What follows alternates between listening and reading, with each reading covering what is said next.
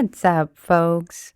Jayme Bedingfield here. This is Too Many Words, a podcast for readers and writers, sorcerers, and inventors. How's it going? Welcome to the show. Thanks so much for tuning in. If you aren't already, you can hop over to patreon.com/too-many-words and pledge your support to the show. All tiers have access to the Too Many Words Discord channel, where the conversation of worlds and book recommendations and word wrangling is continued. And any super exciting updates will drop there first. I am super excited to share the talk this week. The short story wizard and author of the Dandelion Dynasty, Ken Liu, joins me in a wonderful conversation. And Ken is one of my favorite short story writers, and the Dandelion Dynasty is one of my favorite series, which is a breathtaking silkpunk epic fantasy. So yeah, I was really looking forward to this, and now I'm looking forward to sharing it with you fine people. And if you aren't already familiar with Ken Liu, definitely look him up. His words and stories are beautiful, emotional, and fluid, and his world building is amazing. So yes, his stories have won the Nebula, Hugo, and World Fantasy Awards. He is currently working on the Dandelion Dynasty's third installment. The first two, The Grace of Kings and The Wall of Storms, are available now. They're great. I would definitely recommend them. And so I will get to our talk in a quick moment. I just have a few shout outs / updates that I want to get to you before we get into it. If you are a regular, you've heard me warning you that my sound will be a little bit different from week to week while I sell my house and get the house ready to sell and sell the house and move into the new house. And this week it starts officially. I feel it anyway. I feel the sound. I'm usually enclosed with full bookshelves, but the books are packed and the shelves are not in my office because I'm getting new carpet and part of the ceiling is being removed. It's that old-timey drop ceiling stuff. So yes, I feel it. And I appreciate you guys hanging in there with me and listening to my migration anxiety, which you will definitely hear more of. It is crazy. This is nuts. What am I doing? I'm shifting between super excited to absolutely terrified in a matter of minutes. But I'm writing really good right now. Things are flying and floating there. So, with one hand and the other. Yes. So, Apex Magazine, you hear me talk about it. It's my favorite literary magazine to read. It features dark fantasy, science fiction, and horror short stories, some pretty choice and thoughtful nonfiction essays, and interviews. And yes, they are my favorite. And I've been getting the paper edition, which is new. And I want to keep getting the paper edition. So if this sounds like your kind of bag, I would definitely subscribe. And you can do that on patreon.com/Apex Magazine. And also you can go to apexbookcompany.com and subscribe right from there. And one more thing, the book of the week is Julia Fine's gorgeous and haunting debut, What Should Be Wild. I just finished an ARC of it, and wow. It's dark and intoxicating.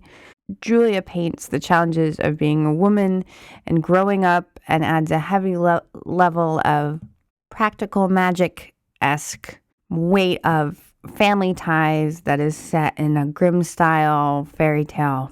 And this is out May 8th. You can for sure pre-order it now. It is amazing, just so good. And I'm going to I will be talking to Julia Fine at the end of the month, so definitely look for that. And yes, well, all right, let's get to my talk with the absolutely awesome Ken Liu.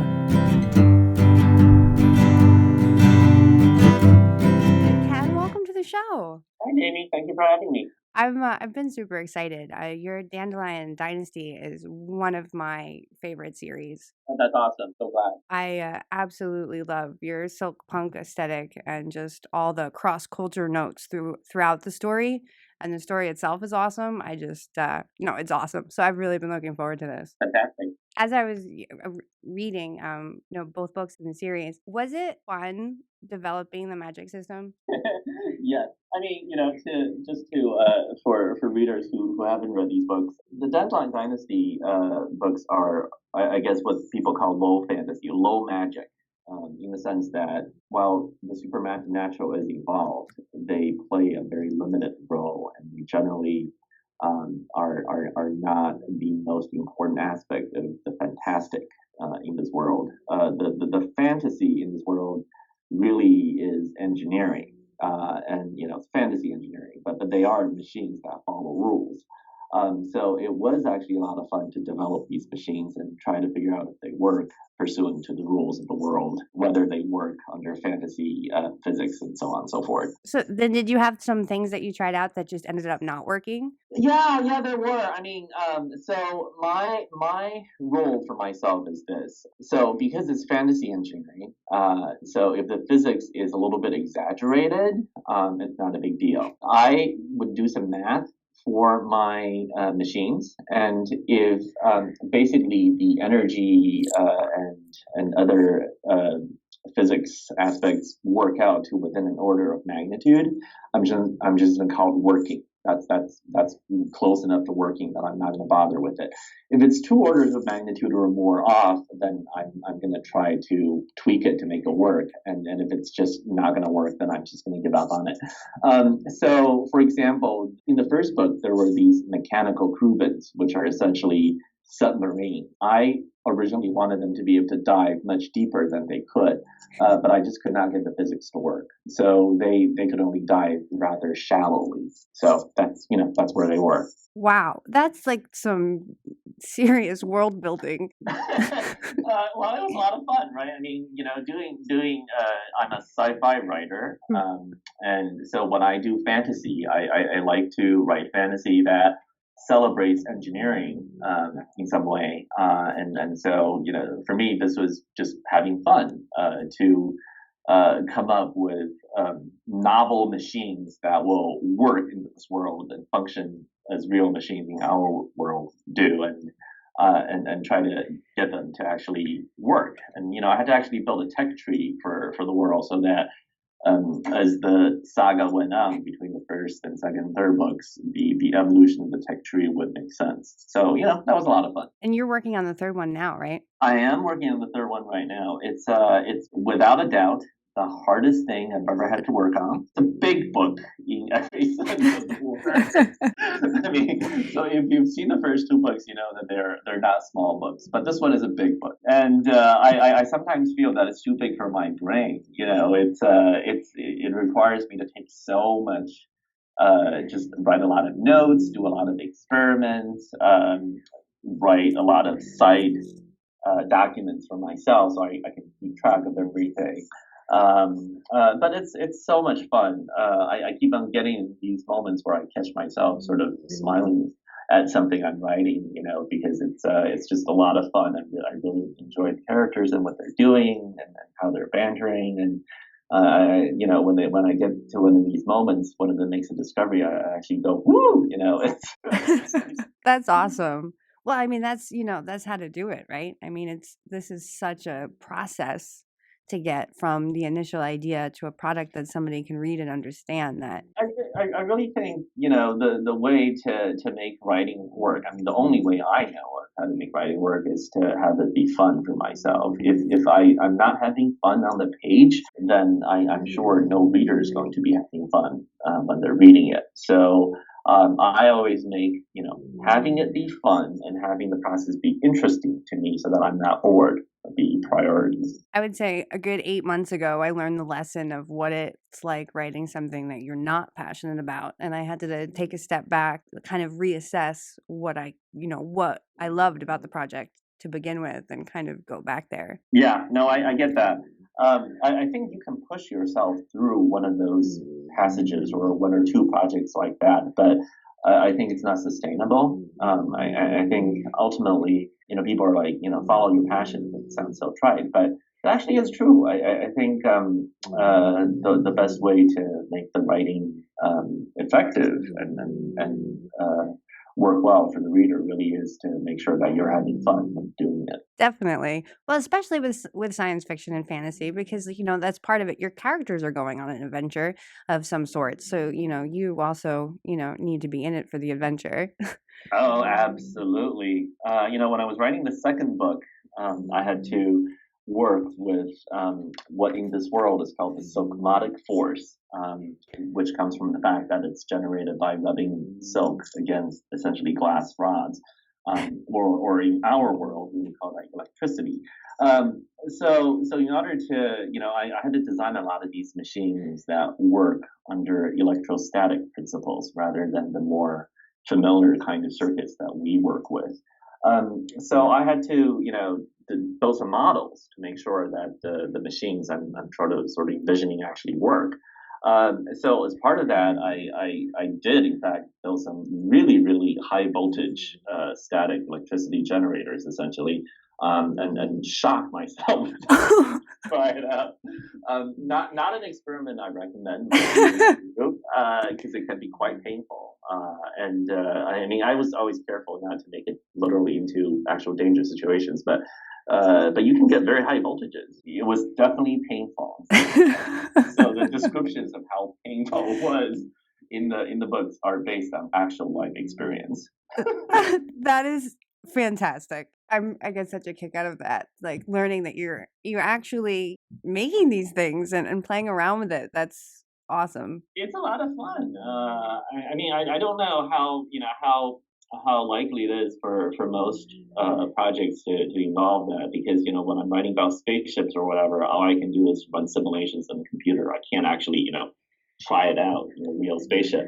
But because I'm doing fantasy engineering, and a lot of it is based on technology routes that were not taken. So it's actually possible to sort of build models and work it out and see if the effects scaled up would work, and that's been tons of fun. I bet that sounds like a lot of fun. So then, like when you're like out and about and you come across like something and be like, oh, I wonder if how I apply my science magic system to that and what I could make out of it. Yeah, that happens to me all the time. I love browsing science papers and history papers, and I have a particular affinity for classical engineering. So it's a branch of archaeology and history where scholars study actual ancient machines, and how they could have functioned. The sort of thing that Da Vinci and the great inventors of the Song Dynasty built, that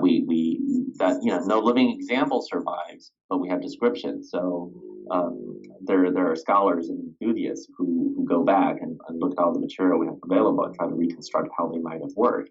It's so much fun to read through these and sort of get ideas for what can be done. And I love looking at old patents as well. Old patents are full of ideas of inventions that people could have done.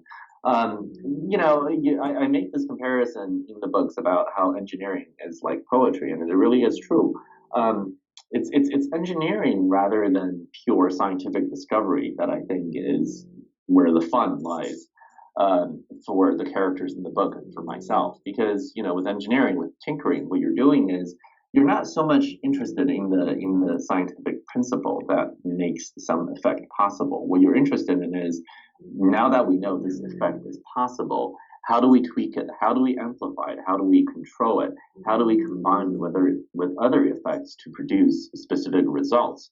And what innovative things can you do to build things that just couldn't be possible? When I was reading about the kind of amazing inventions people used to make to reproduce sound, really before the days of electricity, it was just really incredible what sort of things you can do to mechanically record sound, to reproduce it, to amplify it, and so on and so forth. And just, it gave me tons of awesome ideas. So very cool stuff. Really cool stuff.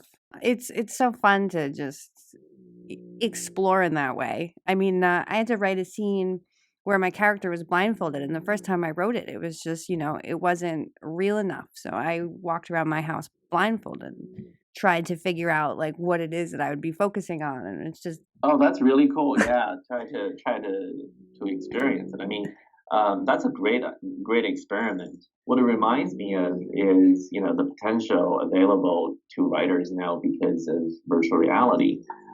With VR, you can try out all sorts of experiences, get a sense of what you might be feeling in environments that you otherwise would not, get a chance to try at all. I love the VR simulations where you're moving in space because now you actually get to learn uh, what sort of physical instinctual reactions you would have if you were in that kind of environment, and it's a lot of fun to experience it. I really feel like I got a much better sense of what that's like, and can portray it with more accuracy in my stories compared to when I hadn't been able to do that at all. So VR is very cool as a way to gain more tools as a writer.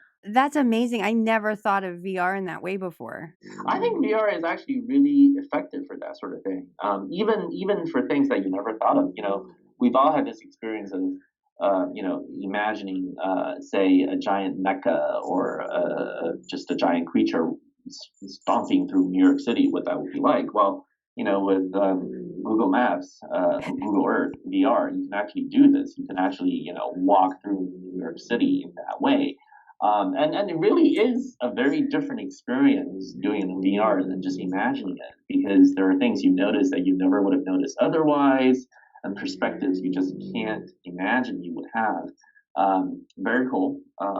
Flight Simulator is another example where you get to really notice things that you don't notice otherwise. So anyway, I would, if you're a writer who's interested in sort of writing about all sorts of environments that you can't personally experience yourself, VR is a great way to sort of get a sense of Yeah, well, I definitely have just added something to my weekend list. it. And I'll be scoring points with my kids at the same time. Yes, exactly.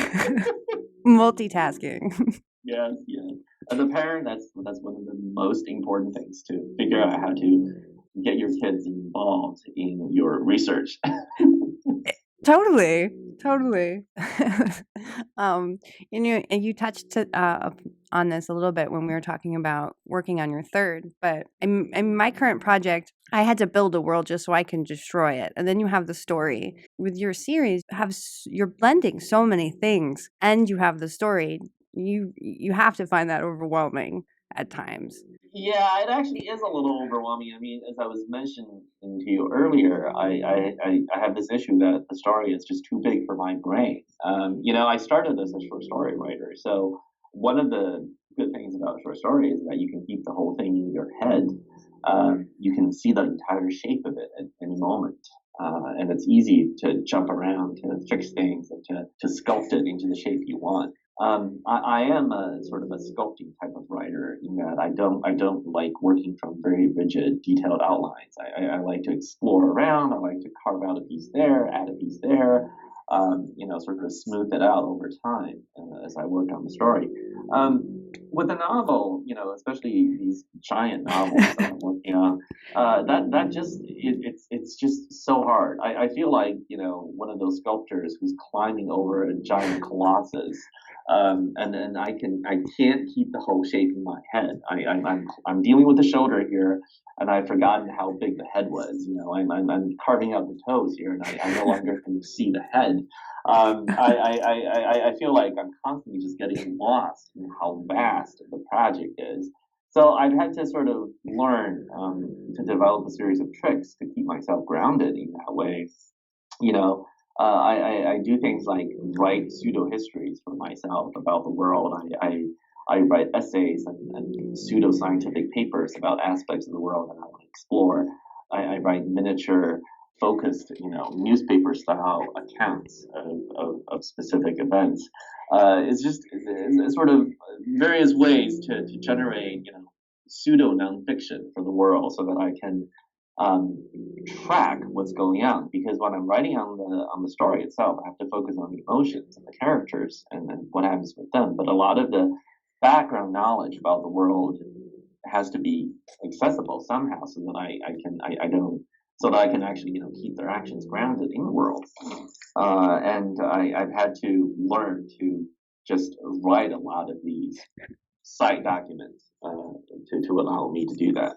Definitely. There is so much that goes on so much that's written down that is the reader's never going to see it in that way, but they're going to be able to feel it because it's like you really have to, as the writer, be grounded in the world. And I remember being shocked, but there was 4 days. I'm like, wow, I got a lot done, but none of this is actually chapter stuff. Yeah, I'm totally with you. Yeah, I've had that experience so much. I'm sure most of the time on this novel actually has been spent on working out things that are not going to end up in the book at all. No, definitely having that love for it makes it just worth it. I mean, we're as a family getting ready to sell a house and buy another one. So my personal life right now is chaos, but it's helping my writing because it's easier for me not to focus on my goals with it. And it's like, okay, I just jumped through a portal and now I'm part animal. So I love it. No, sympathies with the move. I know how disruptive that can be, and it's nice that you can find your writing to be a kind of way to both to escape, also as well as to keep yourself, in some ways, more grounded in life. Yeah, no, and it was a nice switch because I was right before that, I was in a little bit of a rut with it where my perspective was off. And then all this stuff, changed. And I was like, okay, this feels good. I mean, my house is crazy, but this is great. Yes, one aspect of your life is actually under control, and so the other aspects don't seem so bad. You accomplish something. Exactly. Yep. It's all about playing with perspective. No, it is. It is. It's about rewarding yourself and figuring out ways to hack your own mind that way. Definitely. Well, it's so easy. We were talking about all the work that goes into just being able to write the scene itself. When do you know it's time to write a story? That's actually a somewhat difficult question to answer because all the stories I've written are different. I mean, you keep on thinking you're gonna learn, some. I've given up on this, but there was a time when I was like, if I write like 10 or 20 stories, I would finally learn my habits well enough to know, a set of tricks that I can use all the time. I will develop a routine that I can apply, in the same way I learned other jobs where I learn a routine and then I know the routine works and I just follow it. That has not turned out to be true for writing stories at all. There have been stories where I was just like walking around and I see something, some really striking image, and I was like, oh my god, here's a story. And I go home and I just pound it out in like a couple of hours, and I'm like, hey, that's not bad. There have been other times though where I'm given a topic. This is an invite to some anthology or something like that, where I get the prompt, the theme, and I start taking notes on it. And I take notes on it, and take notes on it, and it goes on for months, where I'm just sort of like, oh, lots of interesting ideas, but there's still no story. Lots of material to think about, but no story. Lots of cool potential things to throw at my protagonist, but no story. And then when I'm just in that moment of despair, somehow some idea suddenly presents itself, and turns out that 90% of the research I've done before is utterly useless and irrelevant. But it's just so different. Every story literally has followed a different path in terms of when I suddenly realized that, hey, I have a story. And some stories are just really as hard as pulling teeth. It's some of these stories are cases where I agree to participate and contribute something, and there's nothing, like nothing, sometimes on the day before it's due, and I'm just sort of like, what do I do? And sometimes these stories come out like pulling teeth. I work on it. I write a paragraph. That's like all I got to do that whole day.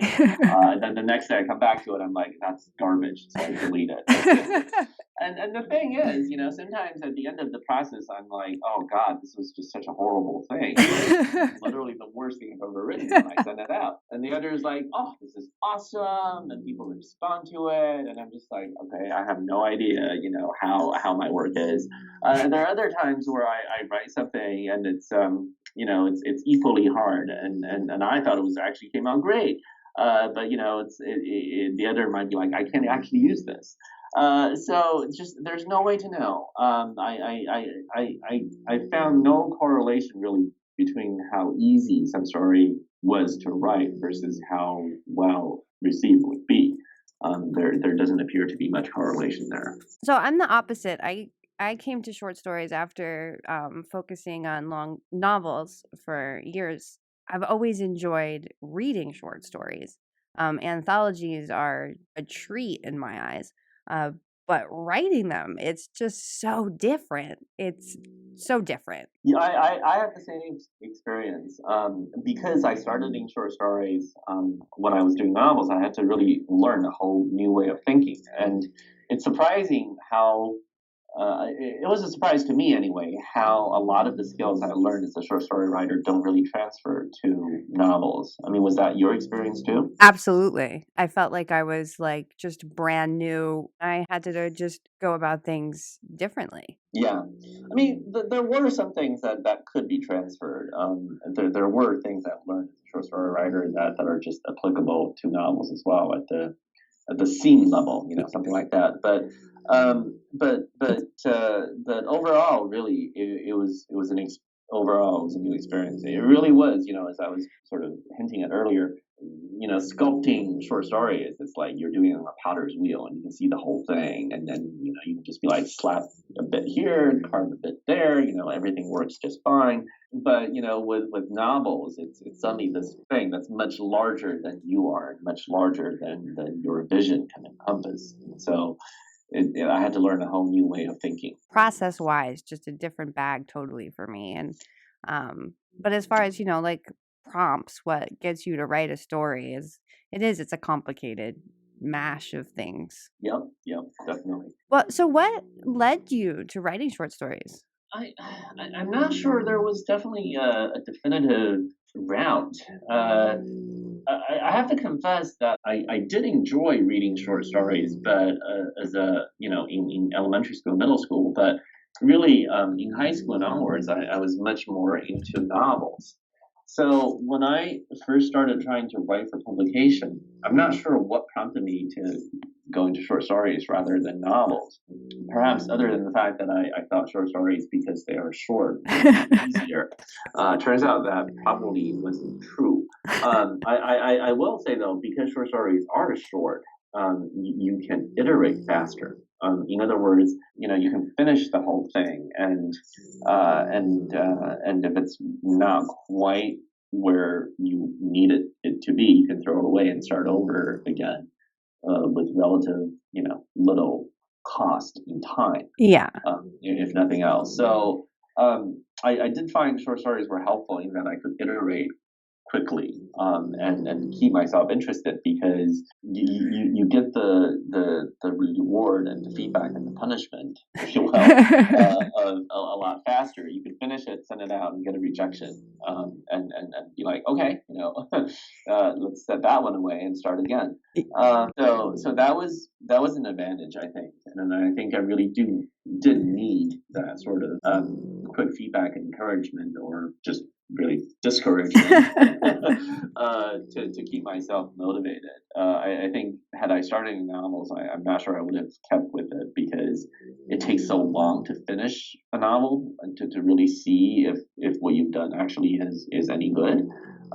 And I'm not sure I would have been able to keep at it if I started. Totally. Well, and I will say, like, when I started to really like saturate myself into practicing short story writing, I was needing a break from, the the novel abuse. Like you said, like finishing them, sending them out, getting whatever response.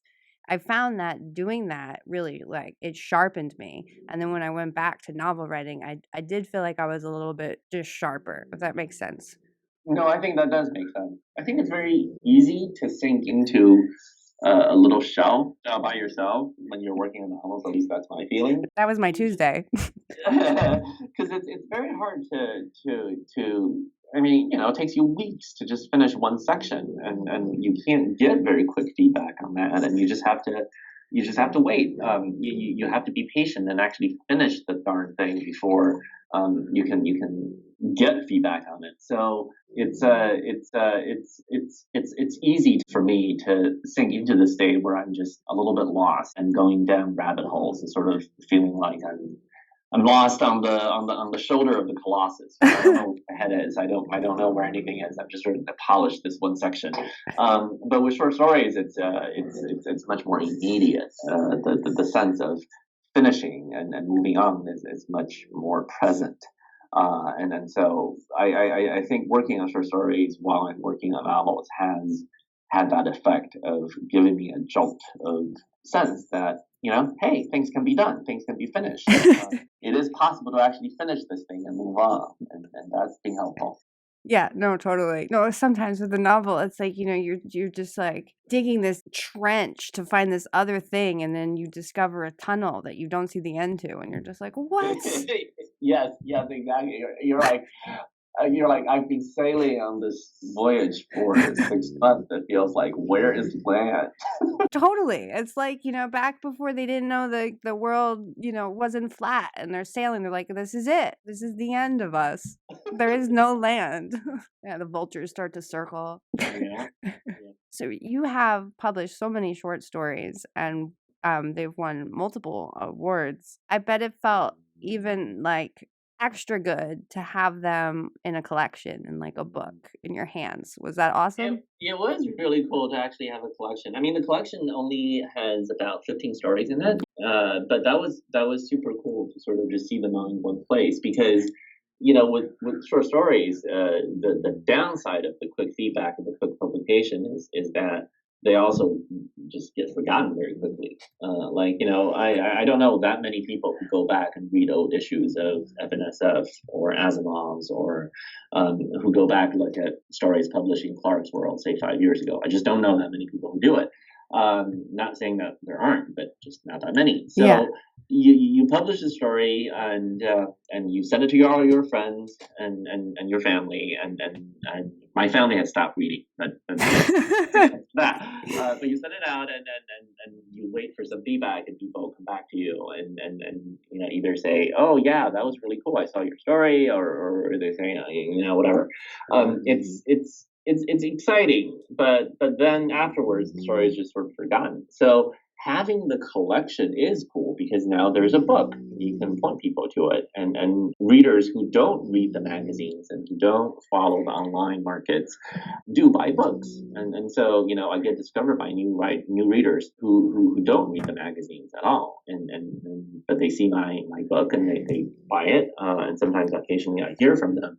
And it's always super cool to see that something you wrote a couple years ago that's really important to you still resonates with people and still gets discovered, and that's a great feeling. That is really cool. I actually didn't think about that it would reach that don't read magazines. I think reading fantasy magazines is like such a big part of my day that I think it's just hard for me to imagine that. I know exactly. It's like, what? Oh yeah, people. Not everyone reads those. Right, we do it. I think we're the exception rather than the rule. So the fact that I get readers who don't even know these magazines really, they pick up my book because it's a book, and it's really cool. Very cool to have new readers. Yeah, definitely. Your preface in the paper Menagerie is just awesome. I love it. Oh, thank you. You definitely you have this way with just your words, they just flow into each other, and to read the preface and have it kind of come across as like one of your short stories, I thought was pretty cool. That's awesome. I mean, I really just pretty much put in there how I felt about writing short stories. Yeah. I really, do feel like it's this miracle of communication that we're able to contact each other because, I think about the state of human existence. Not to get very philosophical on you, but I think about the state of human existence, and sometimes it feels very bleak, right? Because we are these consciousnesses embodied in physical, bodies.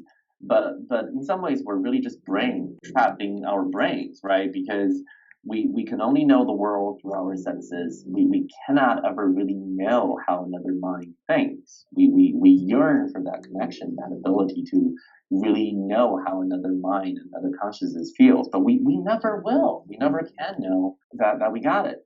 And yet we have this miracle of language where through a set of fixed symbols, we are somehow able to convey the continuous, undifferentiable experience, the quality of experience, and we're able to divide it into these quantum packets and send it to somebody else, and hope that they can reconstruct some semblance of what we went through, this rich, incredible essential experience that we have, this set of emotions that we experience, and somehow through these letters we're able to recreate something like it in another mind, and that does feel miraculous. It really does. That we can touch in that way. It's unbelievable. It really is, and I think that's why I loved your preface so much, is because I just related so much to the words, and I too spend a lot of time thinking about human existence, and taking it all apart and piecing it all together, all while buying a bag of chips. Yeah, it's another professional hazard. we spend so much time making up minds and making up people who are supposed to think differently from us, and we don't know if we succeeded. But it's very cool when some other reader, writes to you and says, I really, whatever you said about with that character really resonated with me, and you're like, yes, that's so cool.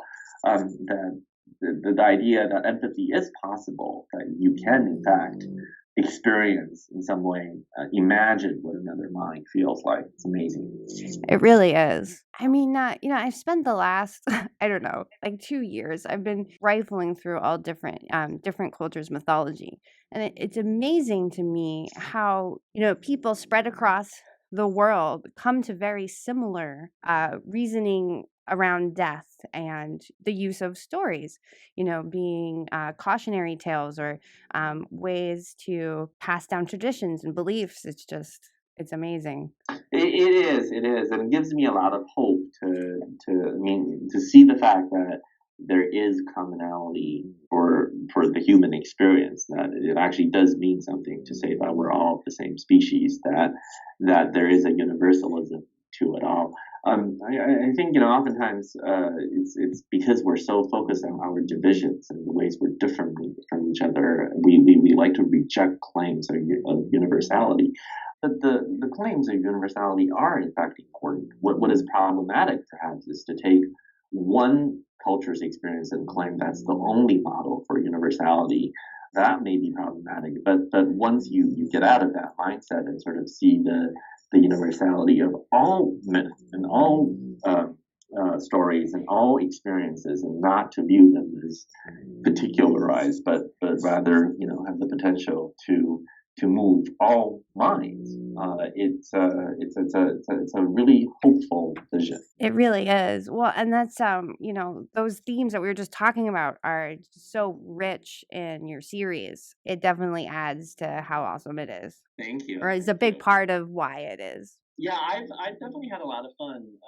And well, not always perhaps fun is not always sort of a more of a contemplative, thoughtful engagement over time as I've been working on the series. I mean, I've been working on the series for 8 years now.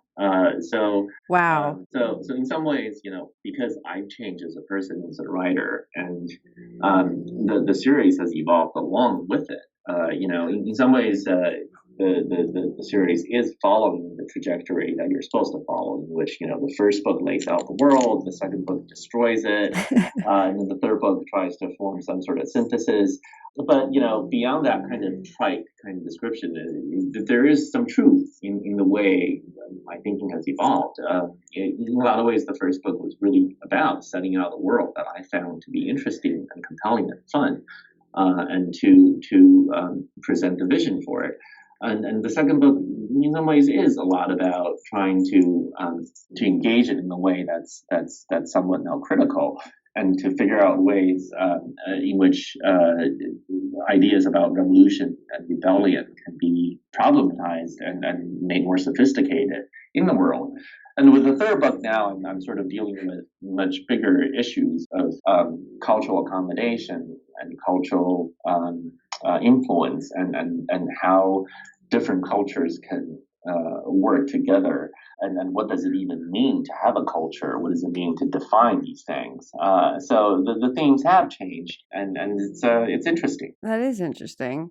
And also sounds like complicated questions to answer. Yeah, I'm not sure that the questions are actually answered at all. I think some of these questions have no right answers. And then I think what's interesting to me really is just to sort of see my characters struggle with them and see how their philosophical commitments and how their emotional attachments influence the way that they try to answer these questions over time. You know how some writers talk about how this is where I want the story to go, but the characters wanted to go another way, and I was helpless. It always sounds so kooky when you first hear it. My characters have decided to take stories in directions that I had not thought I wanted them to go, but that's what they want to do. And they are very committed to the path they want to walk down. And I do feel at moments I'm just sort of helplessly following along and trying to see, to see through the storm along with them. That whole, story writing game at the core, right? What happens next? When you have these developed characters and they're going to be like, this is what happens next and this is how it has to be done. And by the way, please stop using that narrative voice. It's not doing me. It's not doing me. And just stop it. It's not right. You're not getting my true meaning. Yeah, totally. Yeah, it's a very cool experience. When you first have that happen to you, and you're like, wow, this is so cool. This must be what it feels like to be inspired and to feel this idea. I mean, you sort of get what the epic poets were talking about when they say that they're praying for the muses, the spirit of poetry to seize them, and then you sort of get that. Definitely. When one of the characters just takes the reins of the story and says, this is where we're going. Well, it's like the rainbow. It's that beautiful break in the day after some part of writing, and creating a story. It's pain. But then when you have those moments, where you're like, oh, that's why this happened, or this, and it's just, your fingers are on fire and everything's clicking and you're like, that's why it makes sense. Or, oh, of course, this is why, that's the other side of that. It's like, it's the gift of sun, Absolutely. Totally with you. Can you tell everybody where they can find you, like your site and Twitter? Yes. So my website is kenliu.name. So that's KENLIU, my name, and then .NAME, name. And they can also follow me on Twitter. My Twitter user handle is KYLIU99. Awesome. Well, Ken, thank you so much for taking the time. This was so much fun. Thank you, Jayme. That was a lot of fun. And that wraps it up for this week. You can join the conversation on Twitter at @meBedingfield and at Too Many Words Pod, Facebook under the same names, and of course, patreon.com/too-many-words. And for more about the show, episodes, and me, you can go to the site, tmwpod.com. I also, on the front page, feature my current reads. Well, thanks for tuning in. Good luck revising. Have fun writing. And happy reading. Until next time, over and out.